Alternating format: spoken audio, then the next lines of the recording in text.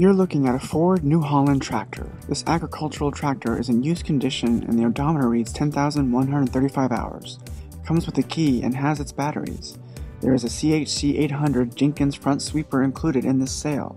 The tractor is located at an unmanned site and the buyer is responsible for loading and removal with no assistance.